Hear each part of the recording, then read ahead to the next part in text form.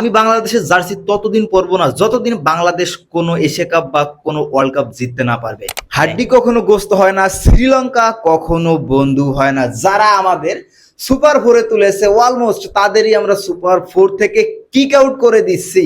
আর আপনারা অনেকে বলতে পারেন ভাই আপনি খালি গায়ে কেন, আপনার টি শার্ট পে। ভাই বাংলাদেশ যখন জিতছে এরকম শ্বাসরুদ্ধকর ম্যাচে, তখন খুশিতে নাচতে নাচতে জার্সিটা কোন দিক যে ফালাইছি, জার্সি এখন খুঁজে পাইতেছি না। আর তহিদ হৃদয়কে যারা গালিগালাজ করছেন দুইটা ক্যাচ ড্রপ করার পর, ভাই তারা ক্ষমা চান। আমিও চাইছি ভাই, তহিদ হৃদয় ভাই I am really really very sorry. আর সাইফ হাসান এই মালটাকে নিয়ে একটু কথা বলতে হয়।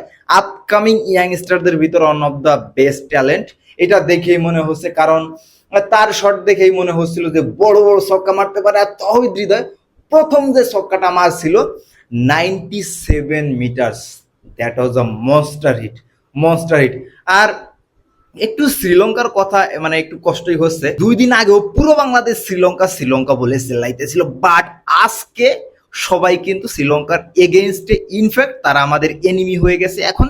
আর সব থেকে ইন্টারেস্টিং বিষয় হইতেছে যারা আমাদের সুপার ফোরে তুলছে হয়তো তারা আমাদের কারণে সুপার ফোর থেকে আউট হবে।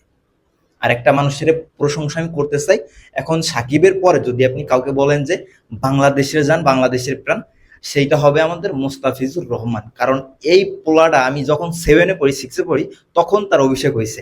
স্টিল এখন পর্যন্ত বাংলাদেশকে কত ম্যাচ যে জিতাইলো, যেখানে পুরো সম্পূর্ণ বোলিং লাইন আপ কোল্যাপস করতেছে, সেইখানে একা মোস্তাফিজুর রহমান আপনাকে কিন্তু ম্যাচ জেতানোর মতো স্পেল করে দিচ্ছে। এর থেকে আর আপনি কি চান? 10 বছরের এক্সপিরিয়েন্স একেই বলে।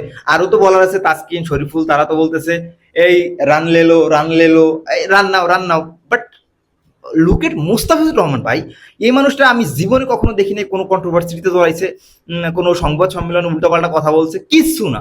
কোনো ইগো নাই, কোনো অ্যারোগেন্স নাই, নাথিং। জাস্ট বল করবে, বাংলাদেশকে ম্যাচ জিতাবে, মাঠ থেকে চলে আসবে আবার। Same same routine. This is our Mustafizur Rahman. মানে এই মানুষটাকে যত প্রশংসা করবো ততই আমাদের জন্য কম। তো ম্যাচ কেমন লাগলো? আর একটা কথা, এই জাকের আলী বেঞ্চত কি ভাই, তোর সমস্যা কি আসলে আমার একটু ইজিলি ম্যাচটা কি বের করা যাইতো না? ইজিলি নর্মালি আমাদের যে হার্টবিট তোরা বাড়াই দিস, আমাদের যে আয়ু কমতেছে এটা কি তোরা বুঝিস না রে ভাই? ইজিলি ম্যাচটা বের কর না। আবার ভাই পঞ্চম বল পর্যন্ত যা লাগছে ভাই, ভাবছিলাম তো ওই যে 30 এসে তৈরি ওভার গল্প আবার শুরু হবে। But thank to Nasum, thank to ভাত Shamim, they did it for Bangladesh. তো ম্যাচ কেমন এনজয় করলেন অবশ্যই কমেন্ট বক্সে জানান।